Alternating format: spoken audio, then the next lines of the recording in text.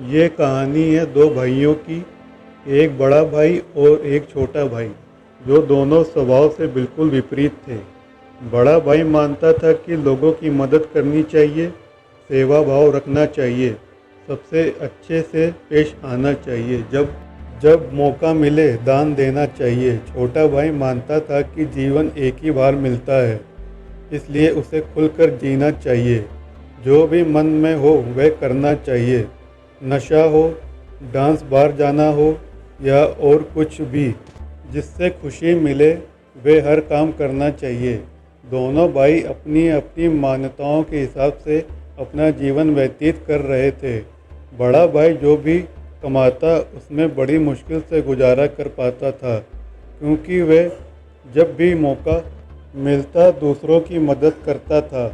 वो सत्संग सुनने जाता, मेडिटेशन करता, वो जितना हो सके उतना सादा जीवन जीने की कोशिश करता।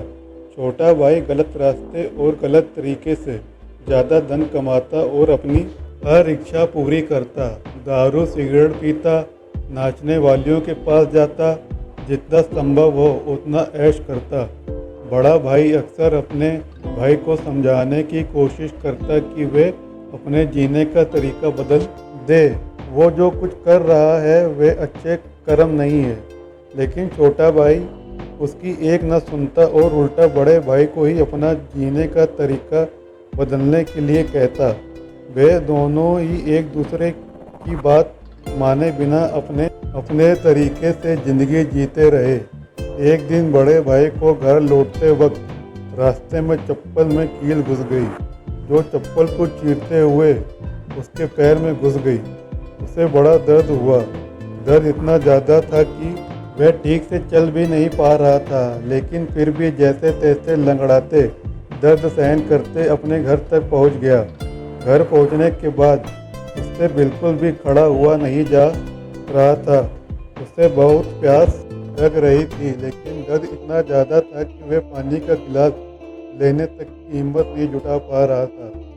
इसलिए अब बड़ा भाई छोटे भाई के आने की राह देखने लगा। थोड़ी देर बाद छोटा भाई घर आया। उसके चेहरे पर बड़ी ही मुस्कान थी। वह बहुत ज़्यादा खुश लग रहा था। छोटे भाई को देखते ही बड़े भाई ने उससे पानी मांगा। छोटे भाई ने ठंडा पानी बड़े भाई को पिलाया और उसे क्या हुआ है उसके बारे में पूछा। बड़े भाई ने बताया कि उसके पैर में कील घुस गई है।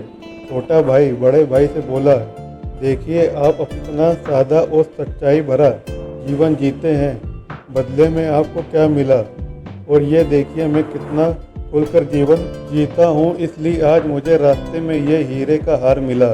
हमारे दोनों की परिस्थितियाँ ये साबित करती हैं कि मेरा तरीका सही है और आपका गलत।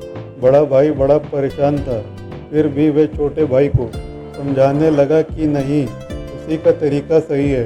बड़ा भाई कह रहा था कि तरीका मेरा ही सही है, लेकिन शायद कुछ गड़बड़ है, इसलिए हम ऐसा करते हैं कि कल हम दोनों ज्योतिषी को अपनी अपनी कुंडली दिखाएंगे, वही बताएंगे कि क्या दिक्कत है। वह जिस ज्योतिषी की बात कर रहे थे वह बहुत बड़ा जाना माना ज्योतिषी था। उसकी कोई भी भविष्यवाणी गलत नहीं होती थी। छोटा भाई हीरे का हार मिलने की वजह से बहुत खुश था, इसलिए वह भी बड़े भाई के साथ जाकर कुंडली दिखाने के लिए राजी हो गया।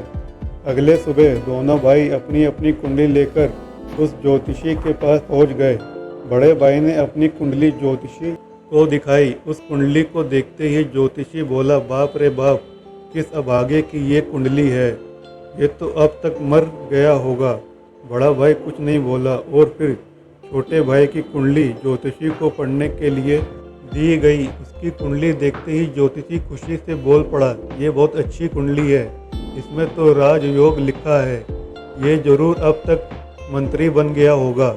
दोनों कुंडली दिखा देने के बाद दोनों भाइयों ने ज्योतिषी से कहा कि यह दोनों कुंडली उनकी है और आपकी भविष्यवाणी गलत है, क्योंकि ना ही बड़ा भाई अब तक मरा है और ना ही छोटा भाई मंत्री बना है।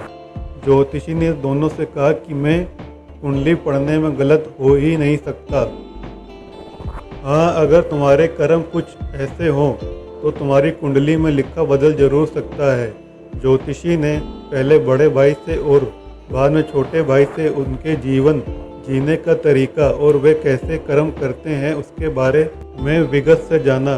ज्योतिष ने दोनों को समझाते हुए कहा कि मेरी पढ़ी हुई कुंडली गलत नहीं है, ये बड़े भाई के अच्छे कर्म हैं जिसने उसको कुंडली में लिखे मौत की जगह सिर्फ एक कील का दर्द दिया, और दूसरी तरफ छोटे भाई के बुरे कर्म हैं जिसकी वजह से उसका राजयोग चल गया और उसे सिर्फ एक छोटा सा हीरे का हार मिला जिसे जल्द ही बेचकर ख़त्म कर देगा। दोस्तों, छोटी सी ये प्रेरक कहानी हमें वही सदियों पुरानी बात याद दिलाती है कि जैसे कर्म होंगे वैसे ही फल होंगे। अगर हमारा वर्तमान अच्छा या बुरा है तो वह हमारे पहले पुराने कर्मों की वजह से है, और हमारा भविष्य अच्छा या बुरा होगा वह हमारे वर्तमान के कर्मों के हिसाब से होगा। इसलिए हमेशा ध्यान रखें कि अच्छे कर्म करना ना छोड़ें।